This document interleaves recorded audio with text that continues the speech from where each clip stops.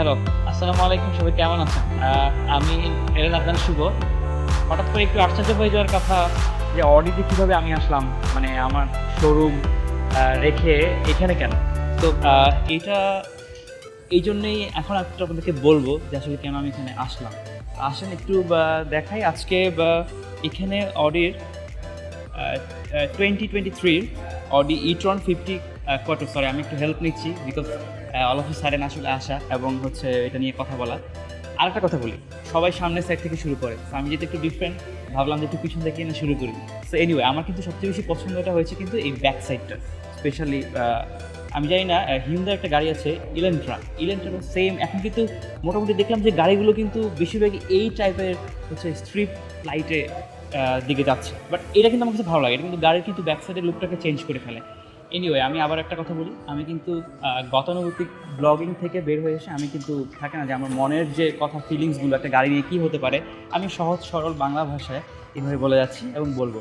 ভুল হয়তো বা হতে পারে, প্লিজ হ্যাঁ ক্ষমা দৃষ্টিতে দেখবেন। এনিওয়ে সো আসি, প্রথমেই যে ম্যাসিভ চেঞ্জটা এবং ইয়াটা সেটা আমার কাছে মনে হয়েছে যে ব্যাক সাইডটা। আর কালার এখানে মাল্টিপল কালার আছে, ওখানে সিলভার কালার আছে, এখানে হোয়াইট কালার আছে, ব্লু কালার আছে, ব্ল্যাক কালার আছে, বাট আমার কাছে যেটা সবচেয়ে বেশি ভালো লেগেছে সেটা হচ্ছে হোয়াইট কালারটা। যদি আমি কিন্তু হোয়াইটের খুব খুব বেশি প্রাইস নেই, আমার কাছে যেটা পছন্দ।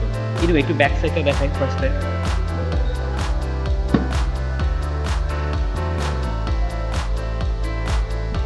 সো প্লিজ প্রথমেই বলি, সবাই ফ্রন্ট সাইড থেকে শুরু করে, আমি ব্যাক সাইড থেকে শুরু করলাম। এই যে ডিফারেন্স অনেক ভালোই মোটামুটি লাগে, যে স্পেস আছে এখানে, যেটা আমার খুব পছন্দ হয়েছে।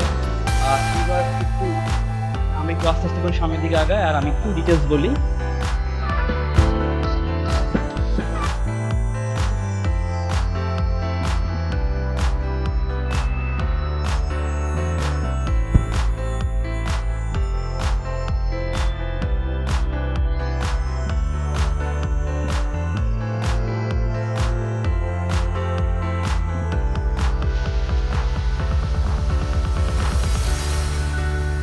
আমি এবার ফার্দার কথাগুলো বলা শুরু করি। সেটা হচ্ছে গাড়িটা যেহেতু ফুললি ইলেকট্রিক, সো আমাদের কিন্তু এটা মেনটেনেন্স নিয়ে কোনো প্যারা নাই। তো এটা হচ্ছে গিয়ে এই গাড়ির সবচেয়ে বেশি একটা ফান ফ্যাক্ট। আর আপনি একবার মোটামুটি যদি চার্জ করেন 8 আওয়ার টাইম লাগবে পুরোপুরি চার্জ করতে গাড়িটা। আর আপনি 300 কিলোমিটার যেতে পারবেন। তো এমন না যে নেসেসারি যে সবসময় 8 আওয়ার্সই করা লাগবে, আপনি 5 আওয়ার্স করেন। আপনার ঢাকার মধ্যে আপনি ওইরকম আন্দাজ করে নেবেন কতটুকু আপনার দরকার। সেখানে অকটেনে কোনো টেনশন নেই, গাড়ি মেনটেন্সে কোনো ঝামেলা নেই, মোবিলে কোনো টেনশন নেই, কোনো প্যারা নেই। গাড়ি শুধু ইলেকট্রিক চার্জ দিবেন আর গাড়ি চালাবেন মোবাইলের মতো জাস্ট। আর হ্যাঁ, এয়ার ফিল্টার এসি ফিল্টারটা চেঞ্জ করবেন অবশ্যই। আরেকটা কথা, ওরা কিন্তু ওয়ারেন্টি দিচ্ছে 2 বছরের ম্যানুফ্যাকচার। আর ব্যাটারি দিচ্ছে হচ্ছে টোটালি কত বলতে পারেন? চিন্তা করেন, টোটাল 8 ইয়ার্স। তার মানে আপনার ব্যাটারি নিয়ে কোনো চিন্তা করতে হবে না। হাইব্রিড গাড়ি বাদ দেন, ইলেকট্রিক গাড়িতে চলে আসেন, কারণ ফিউচার কিন্তু আলটিমেটলি কিন্তু ইলেকট্রিকের দিকে যাচ্ছে আস্তে আস্তে করে। ওই তেল ডিজেল সব চলে যাবে আস্তে আস্তে করে, একসময় ব্যাটারি চার্জ দিয়ে চালানো লাগবে সব।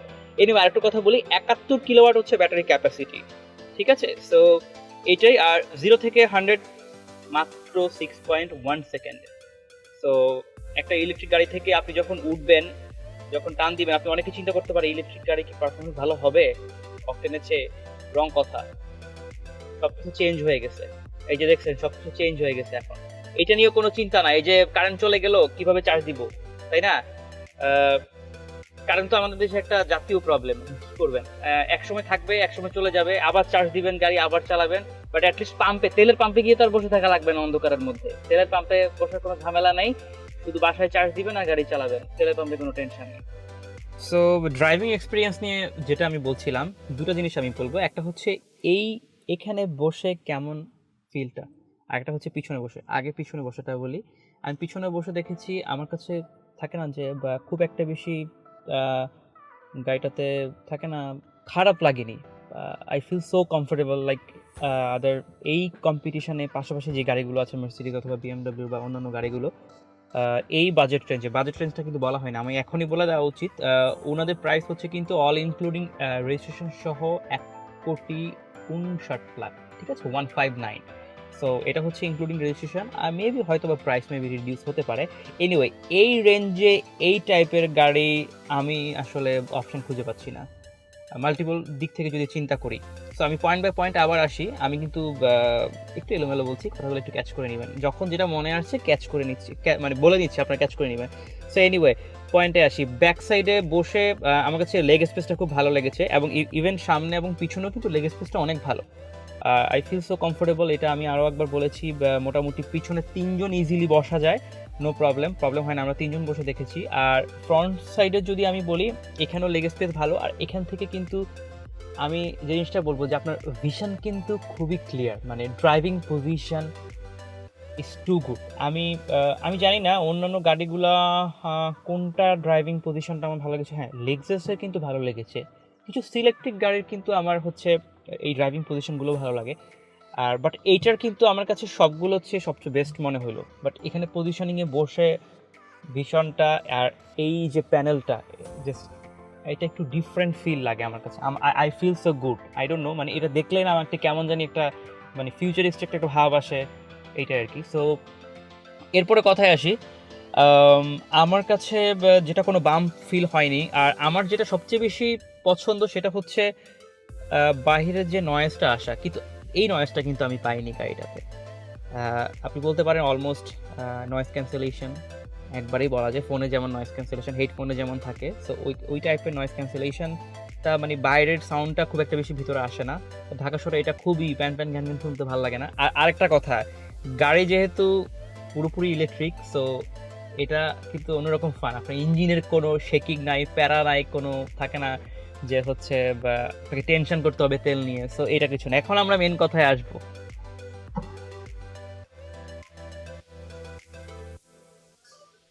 ওয়াও, ফার্স্টে উঠেই না যে ইমপ্রেশনটা আমার কাছে মানে আসছে, আমার কাছে মনে হচ্ছে আমি যেন ইলন মাস্কের ওই যে টেসলা গাড়িতে বসতাম, যে ইলেকট্রিক ভ্যান যেটা আর কি মনে হচ্ছে। আর মানে একটু ভাইব আছে আলাদা, একটু ফিউচার ফিউচার ফিল, লাইক থাকে না যে ফিউচারিস্টিক কিছু একটা এখনকার গাড়িগুলোতে যে জিনিসটা, ওই ভাইবটা নিয়ে আসছে। আর ইন্টেরিয়র গতানুগতিক থেকে বের হয়ে থাকে না যে আমার কাছে কালার টোনটা, টেক্সচারটা রিয়েলি অনেক বেশি ভালো লাগছে। সেই গতানুগতিক ওই ইয়েলো কালার, অরেঞ্জ কালার বাদ দিয়ে এই টেক্সচারটা আছে, এইটা খুব ভালো লাগছে আমার কাছে। তবে মেইন কিছু কথা আছে, একটু ওয়েট করেন। যেটা মেইন হচ্ছে থাকে না যে শকিং, শকিং বলবো না আসলে, মানে সারপ্রাইজিং অ্যাকচুয়ালি, যে কি আছে এই ইটন গাড়িতে। তো ওইটা আমি বলতে চাচ্ছি একটু পরে। আর একটু বলি, কালার কম্বিনেশনটা খুবই ভালো লাগছে আমার কাছে।